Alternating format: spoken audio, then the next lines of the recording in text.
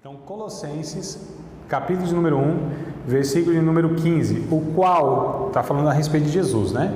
Se ler um pouquinho antes, a gente vai ver que está falando a respeito de Jesus. O qual é a imagem do Deus invisível, o primogênito de toda a criação. Então, olha só. O testemunho de Jeová, então, fala, Jesus é o primogênito, né?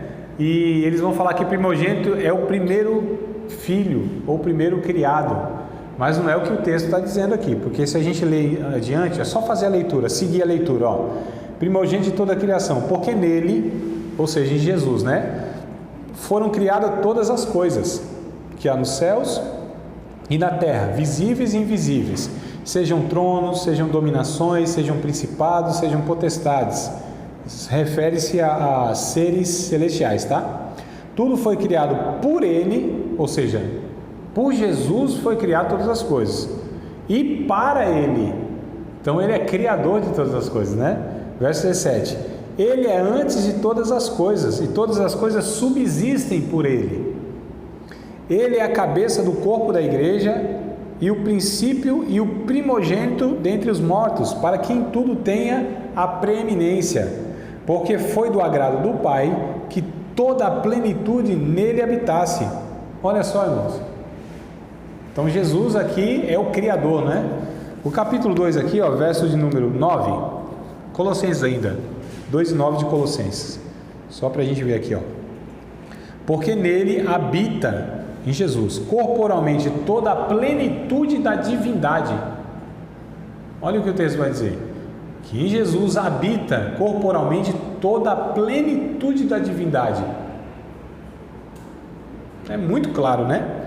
Mas voltando no livro aqui, ó, voltar no livro para explicar esse termo de primogênito, tá? Então, longe de significar nesse texto, o que nós lemos no Colossenses 1:15, né? Primeiro criado ou primeiro de uma série, que o testemunho de Jeová diz. O termo primogênito é um título que indica preeminência ou primazia, apontando assim para a soberania de Cristo sobre a criação. Pois, segundo os versículos seguintes que nós lemos, né? Ele criou todas as coisas, não podendo ser, portanto, uma criatura. Ele é criador, né? Então, se a gente vê aqui o capítulo 2, por exemplo, verso 1 e 3, o Colossenses: porque quero que saibais quão grande combate tenho por vós e pelos que estão em Laodiceia, por quantos não viram meu rosto em carne, para que os seus corações sejam consolados e estejam unidos em caridade, enriquecendo na plenitude da inteligência para conhecimento do mistério de Deus. Quem é o mistério de Deus? Cristo. Verso 3: em quem, ou seja, em Cristo, estão escondidos todos os tesouros da sabedoria e da ciência. Olha só, em Cristo estão escondidos todos os tesouros da sabedoria e da ciência, né? Outro ponto importante é que esse texto de Colossenses é uma aplicação do Salmo 89 e verso 27. Então vamos lá para o Salmo 89, versículo de número 27. 8, 9 e 27 de Salmos. Ó, também por isso lhe darei o lugar de primogênito, faloei mais elevado do que os reis da terra. Então esse termo primogênito é pego do Salmo 89 aqui, verso 27, para falar sobre a superioridade de Cristo sobre toda a criação, irmãos. Tá? Esse é o sentido que Paulo vai falar aqui. Então Jesus, ele é superior aos anjos, superior a toda a criação. Nele estão escondidos todos os tesouros e os mistérios de Deus. Nele habita toda a plenitude da divindade. Por ele foram feitas todas as coisas e para ele. Olha só, todas as coisas foram criadas para Cristo. Paulo vai falar isso lá, por exemplo, em Romanos capítulo 11, né? Dele, por ele, para ele são todas as coisas. Então, é muito claro aqui, tá? Então, originalmente foi aplicado ao rei Davi, por exemplo, que era o caçula de sua família, né? O Salmo 89, verso 20 vai falar sobre Davi. Então, Davi era o primogênito, a Bíblia vai falar. Mas o que é o primogênito? Não é o primeiro de muitos irmãos, né? No sentido que ele era o mais velho. E embora no Antigo Testamento também essa palavra primogênito fala do primeiro, né? Primeiro filho. Mas nesse sentido é aquele que tem a importância sobre os outros. Tá? Então Davi foi chamado de primogênito, mas ele era o caçula, era o último, não era o primeiro, né? Só para a gente entender como a Bíblia pega esse termo aqui para aplicar de formas diferentes, tá bom? Então, no entanto, segundo esse salmo, Deus o colocaria como primogênito, e explico por quê, né? Porque é o mais excelso dos reis da terra, no caso do Davi, né? Então a gente percebe por esse sentido aqui, primogênito. Tranquilo, irmãos? Tem alguma dúvida a respeito? Ficou claro? Vamos lá. Então, na página 105 ainda aqui, ó, eu anotei o tema aqui para a gente discorrer, tá? Princípio da criação de Deus. Apocalipse capítulo 3, versículo 14. Vamos lá? Apocalipse, capítulo de número 3, versículo de número 14. Antes que a gente leia lá, irmão, só para falar dessa palavra primogênito, porque assim, são dois termos que o Novo Testamento usa em relação a Jesus, que é primogênito e unigênito, né? Quando fala de primogênito, então é nesse sentido, que ele é superior, né, a tudo e a todos. Ele é superior, é o primogênito. Quando fala de unigênito, que ele é o único gerado. Jesus foi o único filho gerado por Deus, pelo Espírito Santo. Não foi isso que aconteceu? Quem que gera Jesus? Não é José. Quem foi lá em Lucas, lá em Mateus, que diz lá que gerou Jesus? Não foi o Espírito Santo? Né? A sombra do Onipotente cobrirá, né? O Espírito do Senhor que gerou Jesus como um ser humano. Aí a gente tem esse mistério, né? Que Jesus, ele é homem, mas nunca deixou de ser Deus. Jesus, embora tivesse no corpo de homem, mas ele sempre existiu, né? Então ele não foi criado, ele foi gerado como um homem, que é um mistério que a Bíblia não vai dar detalhes para a gente, né? Então é por isso que é chamado de unigênito, aquele que foi gerado, o único gerado. Então o único que Deus gera, né, é Jesus, o único ser humano gerado por Deus, porque nós não fomos gerados por Deus, ninguém foi gerado por Deus, nenhum Adão foi gerado por Deus. O Adão foi criado por Deus, é diferente, né? Adão foi criado, Deus pega lá do pó da terra e cria ele, e aí todos nós somos resultado da criação de Adão. Deus não me criou diretamente, Deus não te criou diretamente. Eu sou criação de Deus. Eu não sou, Adão foi. Eu sou o resultado da criação de Deus, que foi o Adão, não é, irmão? Então, só para a gente entender isso aí. Algumas pessoas se decepcionam, né? Eu pensei que eu era criatura de Deus. Eu não. Adão foi. Eu sou filho de Adão, né? Eu me torno filho de Deus em Cristo Jesus, que é o que diz João capítulo 1, verso número 11 e 12, não é isso? A todos quantos receberam Deus o poder de serem feitos, olha só, serem feitos filhos de Deus, os que creem no seu nome. Percebam, amados, o ensino bíblico, não é? Então vamos lá. Não, calma aí, antes ainda, que eu estou em mente aqui, eu queria colocar mais ainda argumento nessa questão de primogênito, de Jesus sendo, tá? Hebreus capítulo 1, antes que a gente vá em Apocalipse, Hebreus capítulo 1,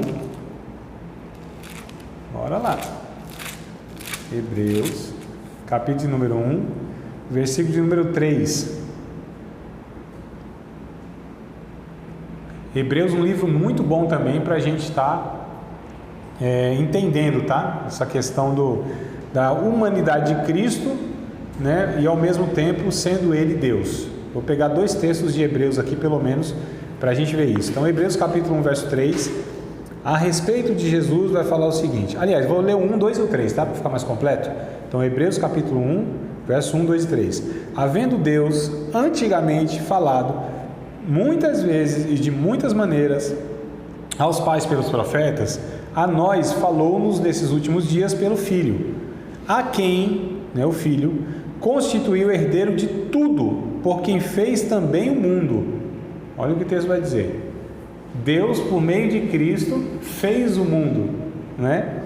Verso 3, o qual, ou seja, Jesus, sendo o resplendor da sua glória e a expressa imagem da sua pessoa, e sustentando todas as coisas pela palavra do seu poder, havendo feito por si mesmo a purificação dos nossos pecados, assentou-se à destra da majestade nas alturas.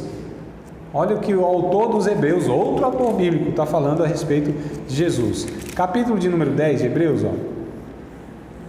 É interessante também esse texto aqui, falando de Jesus, né? Verso de número 7. Então disse: Eis aqui venho, no princípio do livro está escrito de mim, para fazer, Deus, a tua vontade. Está falando a respeito, né? Jesus falando a respeito dele mesmo. Verso 8: Como acima diz, sacrifício, oferta e holocausto e oblações pelo pecado não quiseste, nem te agradaram, os quais se oferecem segundo a lei. Então disse: Eis aqui venho, para fazer, ó Deus, a tua vontade, tiro o primeiro para estabelecer o segundo. Então é bem interessante, irmãos, eu pulei aqui, viu? Devia ter lido para vocês desde o 5, né? Do 5, ó. Vou voltar aqui um pouquinho, tá? Pelo que entrando no mundo, falando a respeito de Jesus, diz: sacrifício e oferta não quiseste, mas corpo me preparaste. Então olha só, Deus, o Pai, deu um corpo para Jesus através da geração lá em Maria, pelo Espírito Santo, né? Então veja só que coisa interessante, ele quer a expressão máxima, como disse o texto lá, da pessoa do Pai, né? Quando Jesus foi perguntado, ou foi pedido para Jesus que mostrasse o Pai, o que ele falou lá em João 14? Lembra desse texto? Lembra não, Marão? Lembra? Cite aí então, fale para nós. Quem vê a mim, vê o Pai, né? Porque vocês me pedem, mostra-nos o Pai. Então, quem vê a mim, vê o Pai. Então, ele é a expressão máxima da pessoa do Pai, Jesus. Olha só que coisa interessante, né? Apocalipse, capítulo número 3, versículo de número 14, falando aqui do princípio da criação de Deus. Apocalipse, capítulo número 3, versículo de número 14, diz assim, ó: E ao anjo da igreja que está em Laodiceia escreve: Isso diz o Amém, a testemunha fiel e verdadeira, o princípio da criação de Deus. Então olha só, né, o que o Apocalipse diz, que Jesus é o princípio da criação de Deus. A página aqui, 105, que eu estou lendo, ó, princípio da criação de Deus, a palavra grega aqui, princípio, é arquê, traduzida por princípio em muitas traduções da Bíblia, né? Também significa governador. Então poderia traduzir governador da criação de Deus, ou soberano da criação de Deus, ou origem da criação de Deus. Então a palavra que no original poderia ser traduzida dessa forma, tá? No verso 14 assim: Assim, já que diversas passagens bíblicas atestam a eternidade de Cristo, posto ser Ele o Criador, sustentador de todas as coisas. Nós lemos isso em Colossenses, capítulo 1, versos 16 e 17, né? E Hebreus 1 e 3 também. Fica evidente entender arquê como o primeiro de uma série. Nesse caso em particular, seria pedir demais, né? Se Ele criou todas as coisas e sustenta, o termo origem cai como uma luva no contexto imediato e mais amplo, tá? Então, eu nem quero prosseguir aqui, amados, porque eu acredito que nós estamos falando então não só da Trindade, se vocês perceberam, mas entramos já na pessoa de Jesus como sendo o próprio Deus, o Criador, tá? Então falamos sobre a Trindade na primeira aula, né? Segunda aula tivemos um conteúdo falando também da Trindade, e hoje nós estamos falando da Trindade no Novo Testamento e estamos falando da pessoa do Filho como sendo o próprio Deus, Criador, igual ao Pai, tá? Então, semana que vem, se Deus quiser, nós vamos dar uma continuidade sobre o Filho, mas vamos falar sobre o Espírito Santo como sendo também Deus e uma pessoa da Trindade. Você acabou de participar de mais uma aula de um dos nossos cursos do Seminário de Teologia, Vida Cristã, Palavra da Vida. Espero que tenha te abençoado, não só alargado o seu conhecimento teológico, mas que tenha também atingido o teu coração para que você possa a cada dia mais reproduzir a vida de Deus nas suas relações cotidianas. Se você ainda não é aluno oficial de um dos nossos cursos, se inscreva aqui no contato que vai aparecer do WhatsApp. Também nos siga nas redes sociais, se inscreva no nosso canal, compartilhe à vontade e Deus te abençoe.